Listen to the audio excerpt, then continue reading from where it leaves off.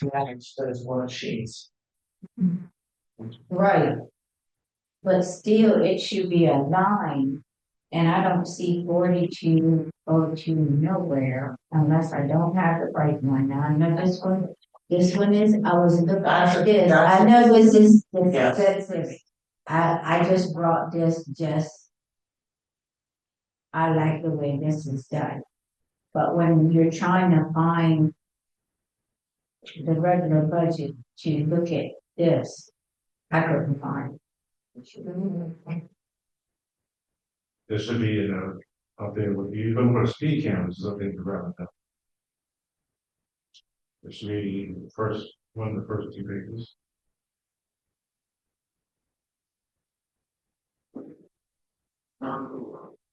For the numbers on this sheet and what you guys put in the packet different from the account numbers, because I thought, sounds like They should be. Ms. Fletcher's trying to match the account numbers, so she might find these things. So it should be 4201. No, so it's alert.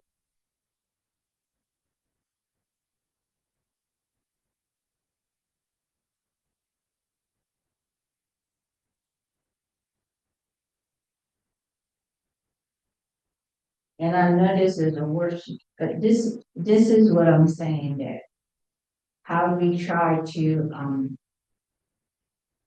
get our forms like kind of together. I know this is a lot of hard work It is. that you do, but it needs to just look the same. It's a moving target, And so it's almost impossible to keep a spreadsheet like this because it is constantly moving, which is what the system is generating.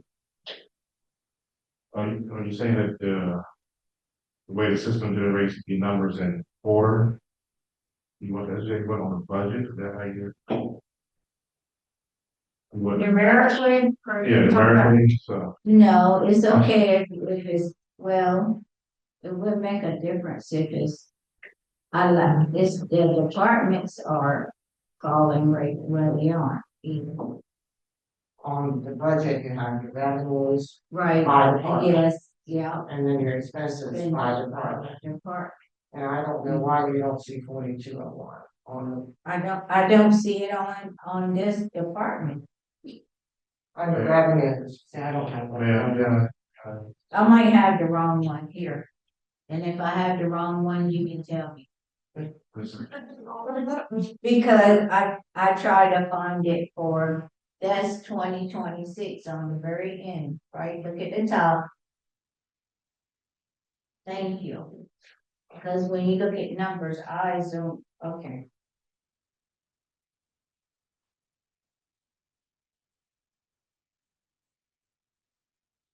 Thank you, because I've been looking. These, like, which one? There it is.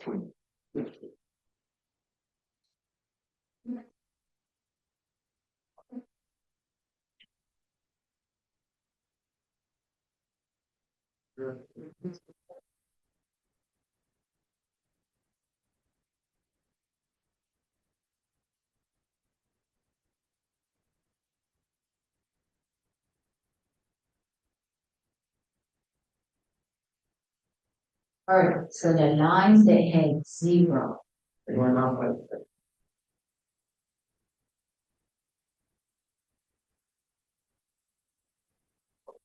Well, oftentimes that's your grants and miscellaneous income that we get, we do not budget for them. So this amendment is bringing in funds on those lines, due to grant, right? not always, but yes.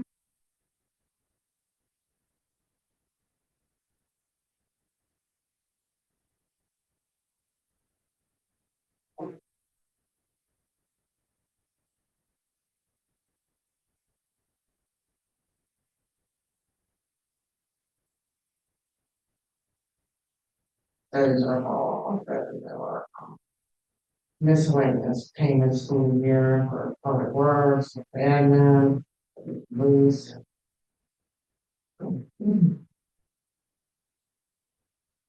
Third, we try to, it's now a separate department, so we have some expenses that are being moved around for the code office. and some revenue. And what about the, cause I knew the museum just started up, so And the museum.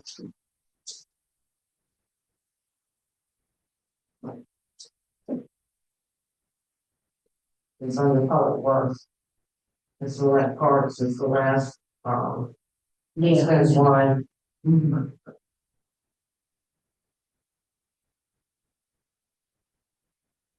So for the museum, $40,000 was budgeted under salaries, that was gonna be a contractual position, and ended up being an employee. So we are taking $6,000 off of, the salary line for part-time and full-time. We're adding 2,500 to FICA, which is social security taxes. And we're adding $11,000 to health insurance because it's an employee it was not budgeted for as a contractual position. So, I'm going. I think the grant operations for things like that you had to Yeah, get. there were utilities and because so I've not been in operation for over a year. They were, there was a big, difference there. But also just the budget amount was just a whole same amount for the year and we have seen increases, so. Because of those increases and have people there, we're using power, which one we had to add additional funding to support that.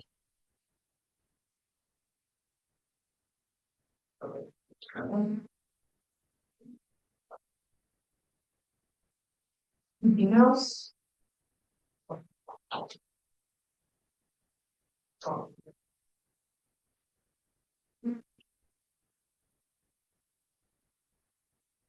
I don't know. No, anything else? Okay. Anybody else? Questions? Okay, all right, well, thank you. All right, thank you guys very much, appreciate all your hard work. If you do want some more, if you have some more questions, we'd be glad to try and answer them. I realize the documents are. It's hard. It's a lot. It is a lot. When you go It's a back, lot. It's a lot. we'll see how you do it, I understand. You gotta do without a piece of paper and I wouldn't be able to. Okay, I'm not. Right.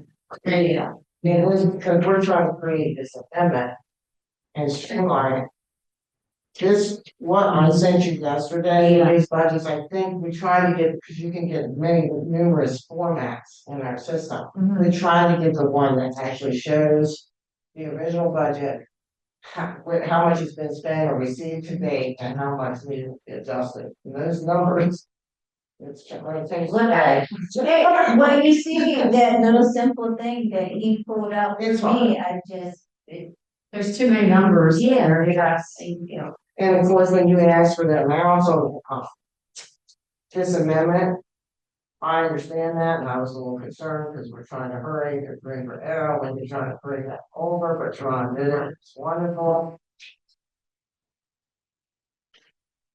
This budget is such a moving target, I was saying, you kind of work. I know that is, cause, I mean, It's different every time. yeah, yeah. So we have tried to get this where we are right now. We have to also estimate, we got another month of revenue, expenses. We're trying to look at the whole thing and make a educated estimate.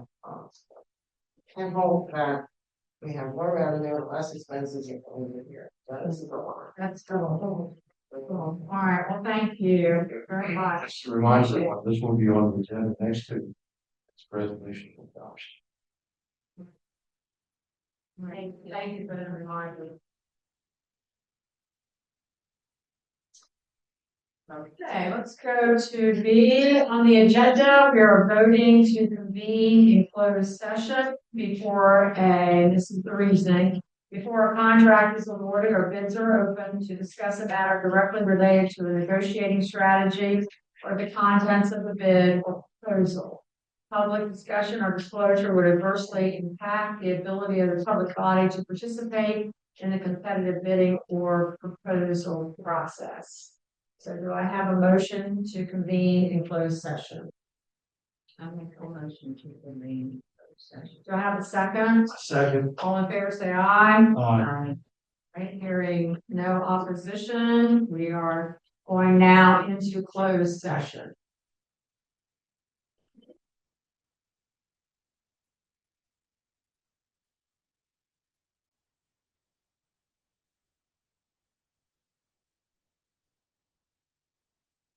Read a closing summary. The closed session was held on June 2nd, 2026, that began at 5:23 p.m. And Worcester County Government Center, Boardroom 1102, 1 West Market Street, Snow Hill, Maryland 21863. This is where it was held. Purpose of the closed session was to discuss items related to Article number 14 under General Provision Articles 3-305B. Before a contract is awarded or bids are open, to discuss a matter directly related to a negotiating strategy or the contents of a bid or proposal. Public discussion or disclosure would adversely impact the ability of the public body to participate in the competitive bidding or proposal. Members who voted to meet in the closed session include Councilmember Lee, Councilmember Fletcher, and Councilmember Lumpkins. All in attendance for the closed session were Mayor Simpson, Councilmember Fletcher, Councilmember Lee, Councilmember Lumpkins, Town Attorney Maureen Howard, Town Manager Rick Pollock, Police Chief was not here, and Administrative Assistant Tori Dunn. Mayor and the realtors in there as well. Do you want to put them in there too? Okay. Clint Bickford, realtors. And Brian Coates.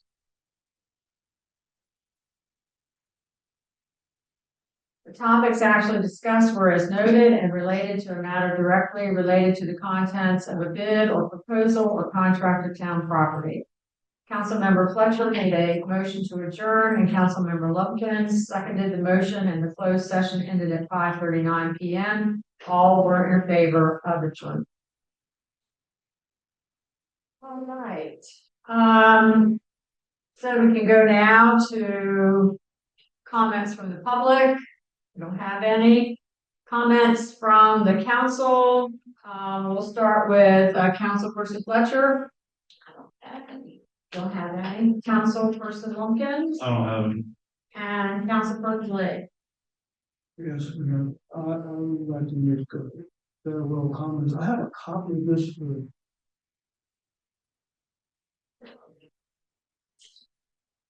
Sorry. Thank you. Your notes. Madam Mayor, council members, town staff, and citizens of Snowden. Today marks the final official work session as an elected member of the Snowville County Council. It is a moment of reflection, gratitude, hope. First and foremost, I want to thank the citizens of the Eastern District who entrusted me with the privilege of serving as your councilman. Public service is one of the highest honors that can be bestowed upon an individual. I have never taken that responsibility lightly.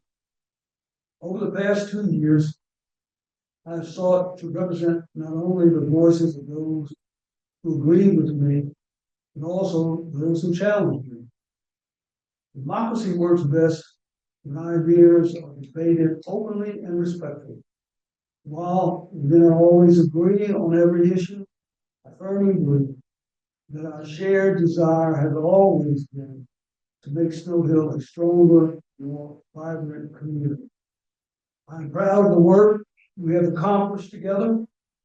We elevated important conversations about housing, economic opportunity, growth, transparency in government, youth engagement, public participation, and long-term planning for our town's future. We helped launch one of the most ambitious, comprehensive planning efforts in recent memory and created opportunities for residents and students alike to have their voices heard.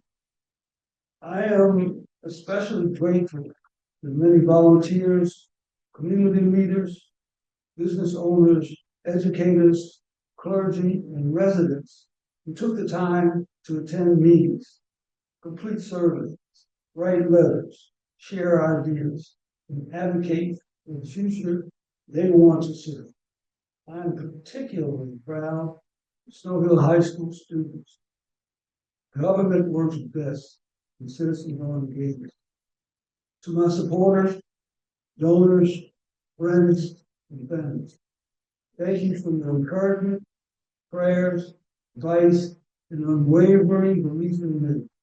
Your support sustained me through difficult moments and reminded me why public service matters. I would also like to thank my colleagues on the council and our town staff. While our paths do not always convene, I appreciate your dedication and your willingness to serve this community's public service, to serve this community. Public service requires sacrifice, and every person who chooses to serve deserves recognition for that commitment. As I leave office, I do so with optimism. Snow Hill's greatest days are still ahead of us. We are blessed with a remarkable history, natural beauty, strong neighborhoods, talented young people, and citizens who care deeply about their community. Listen to the future will depend upon our willingness to work together, listen to one another, and ensure that every voice has a seat at the table. Although my term as councilman is ending, my commitment to Snow Hill is not. I will continue to serve this community as a resident, advocate, neighbor, and friend. Public service is not a position, it's a calling. In closing, I leave you with this thought. The true measure of leadership is not what we accomplish for ourselves, but what we leave behind for future generations. Let us continue building a Snow Hill that offers opportunity, hope, and a sense of belonging to all who come call it home. I came to this council believing that every citizen deserves to be heard. I leave with the belief stronger than when I first arrived. May God bless each of you, and may God continue to bless Snow Hill. Thank you for the privilege of service. Thank you, Mr. Lynn. All right, I just have a couple of announcements. I just wanted to let everyone know on the council and in the community that the Snow Hill Arts and Entertainment redesignation has been approved by the Maryland State Arts Council. This will take us through 2036, and it will begin on June 30th. We can offer tax incentives to artists and developers within the district boundaries, and the abatement of the admissions and amusement tax for the entire designation period of 10 years. So we are very, very happy. We got a congratulatory letter from the Secretary of Commerce. I also want to thank the Economic Development Main Street Manager, Jen Divis, and the Grants Administrator, Paul Bissett, for all their work and dedication to this designation. First Friday is this Friday from 5 to 8. We have a band, the homeschool dropouts will be playing. The theme this Friday is Life on the River, with vendors and businesses open later than usual until 8. We are looking for vendors for First Friday and Christmas in July, which is going to be like an artisan craft fair, and it will be held down at Sturgis Park. Farmers Market from 2 to 7 has been a success with, yoga classes and music added. And we have 13 vendors, so we're very, very excited about that. Election results will be announced June 9th. And if any of you have kids from kindergarten through 8, if you'd like to go to First Friday, the Bates Church is going to have Jam Kids, where kids can go and have activities and play there, while their parents can go to First Friday. Also, Bates is going to have a fundraiser of 5K on June 7th, so that's this weekend. And June 19th, 101 Green Street Gallery will be having an Art 101 event. So lots of excitement happening in Snow Hill, and just encouraging everyone to attend these events. Okay, you want anything else? Before you adjourn, I do have something to share. Randy just sent this by text. Okay, He just said, just a heads up, he's repairing the water leak on Covington Street tomorrow morning. So I've asked him how long the water will be off and how far it will be off. And also if he could share the news with Justin so he can get the word out. So I haven't heard back from that yet, but he does want to.